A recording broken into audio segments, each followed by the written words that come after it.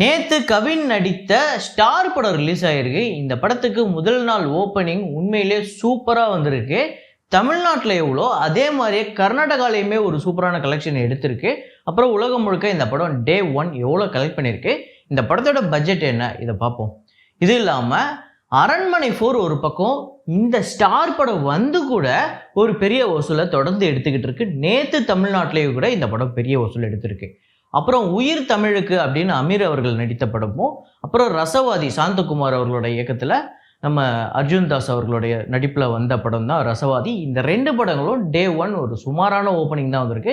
எவ்வளோ அப்படிங்கிறத பார்ப்போம். அந்த 2 படங்களோட பட்ஜெட்டையுமே பார்ப்போம். அப்புறம் ஹாலிவுட்டில் வந்து Kingdom of the Planet of the Apes அந்த படம் வந்திருக்கு. அந்த படத்தோட டே 1 இந்தியா கலெக்ஷன் எவ்வளோ, உலகம் முழுக்க எவ்வளோ, பட்ஜெட் எவ்வளோ, இது எல்லாத்தையுமே இந்த வீடியோவில் பார்ப்போம். இது மட்டும் இல்லாமல் இன்றைக்கி வந்து 6 இயர்ஸ் ஆஃப் இரும்பு திரை இந்த படத்தோட தமிழ்நாட்டு கலெக்ஷனில் மட்டும் இல்லாமல் ஆந்திரா தெலுங்கானாலுமே பெரிய கலெக்ஷன் எடுத்திருக்கு. அந்த படத்தோட பட்ஜெட் என்ன, வசூல் என்ன, ஷேர் என்ன, எவ்வளோ பெரிய வசூல் ரீதியான வெற்றி அப்படிங்கிறத பார்ப்போம். ஸோ வீடியோக்குள்ள போகிறதுக்கு முன்னாடி நம்ம சேனலை நீங்கள் சப்ஸ்கிரைப் பண்ணலாட்டி நான் பண்ணிவிடுங்க. பக்கத்தில் இருக்க பெல் ஐக்கான் நாட்டி ப்ரெஸ் பண்ணிவிடுங்க. வாங்க வீடியோக்குள்ளே போகலாம்.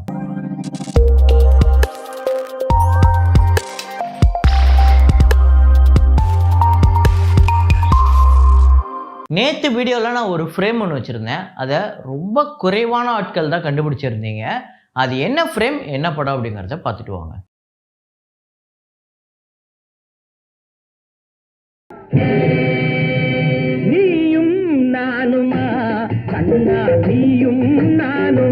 ஆமாங்க, நடிகர் திலகம் சிவாஜி கணேசன் அவர்களோட கௌரவம் திரைப்படம் தான். அதில் வந்து நீயும் நானுமா, கண்ணா நீயும் நானுமா அப்படிங்கிற ஒரு பாட்டு வரும். அந்த பாட்டுக்கு முன்னாடி, அதாவது அந்த பாட்டில் ஸ்டார்ட் ஆகும்போது ஒரு ஃபோட்டோவை காட்டுவாங்க. அந்த ஃபோட்டோவை தான் நேற்று ஃப்ரேமாகவே வச்சுருந்தோம். ஸோ இதை கரெக்டாக கெஸ் பண்ண முதல் 5 பேர் நபிகா ஃபிர்தௌஸ், அப்புறம் கடலை கடை அப்படிங்கிறவர், யூசர் அப்படிங்கிறவர், அவர் பேர் தெரில, சரத் சிவா, குணா, இந்த 5 பேர் தான் முதல்ல கரெக்டாக கெஸ் பண்ணியிருக்காங்க. இன்றைக்கி ஒரு ஃப்ரேம் ஒன்று வச்சுருக்கேன். ஸோ இது கூட மேபி எனக்கு தெரிஞ்ச ஒரு கஷ்டமான ஃப்ரேம்னு தான் நினைக்கிறேன். ஸோ நிறைய பேர் கண்டுபிடிக்கிறதுக்கு வாய்ப்பு இருக்குது. அது என்ன ஃப்ரேம், என்ன படம் அப்படிங்கிறத கண்டுபிடிங்க.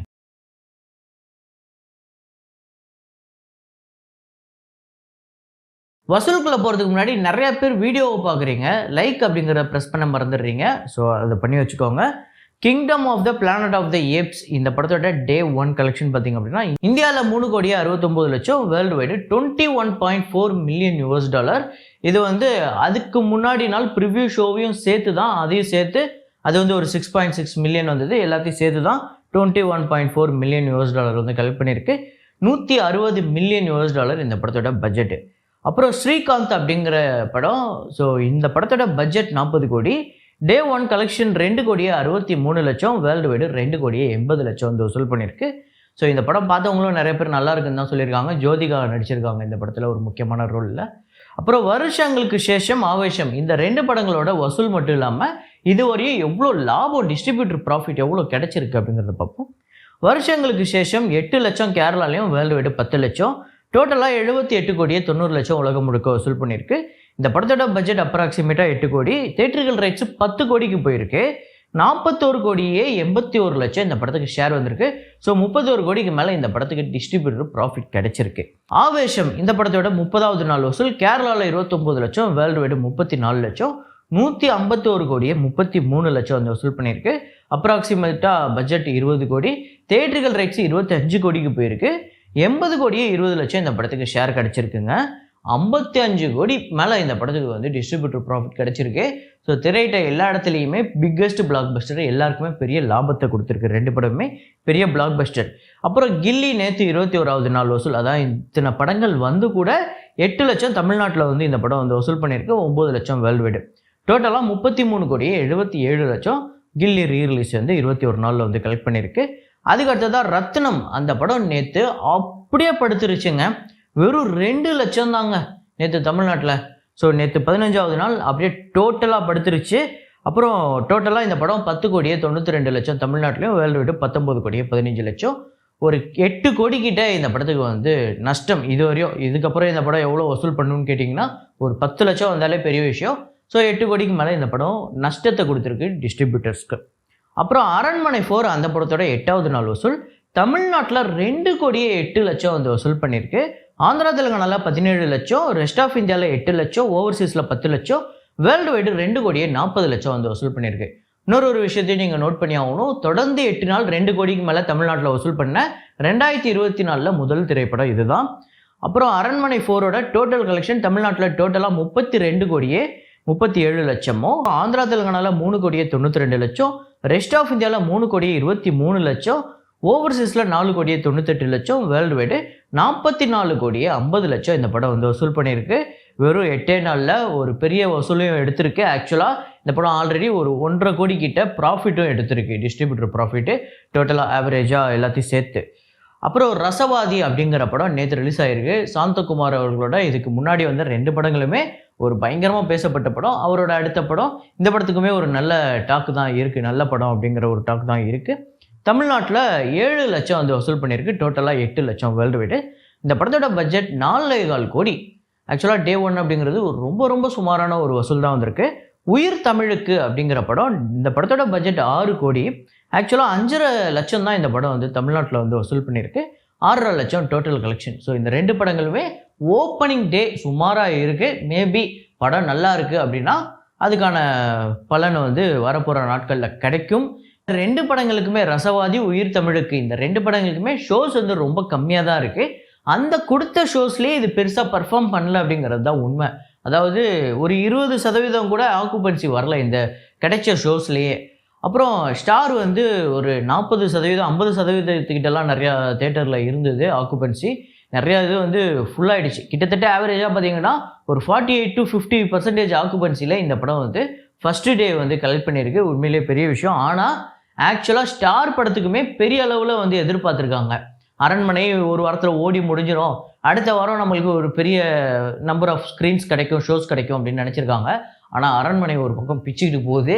அதனால் அதை வந்து யாரும் கம்மி பண்ணுற மாதிரி இல்லை. அதனால் ஸ்டாருக்கு எவ்வளோ கிடைச்சதோ அதில் ஒரு எக்ஸ்ட்ராடினரி பர்ஃபார்மன்ஸ் பண்ணியிருக்கு.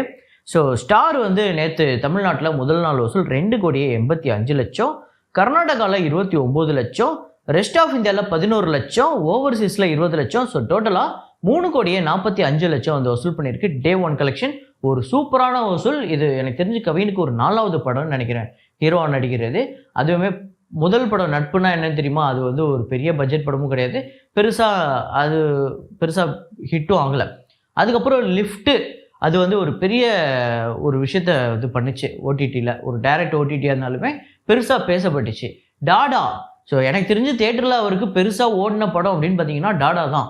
அதுக்கு அடுத்த படம் 2வது படமே ஸ்டாருங்கிற படம் டே 1 3 கோடிக்கு மேலே உலகம் முழுக்க வசூல் பண்ணுறது அப்படிங்கிறது எவ்வளோ பெரிய விஷயம்.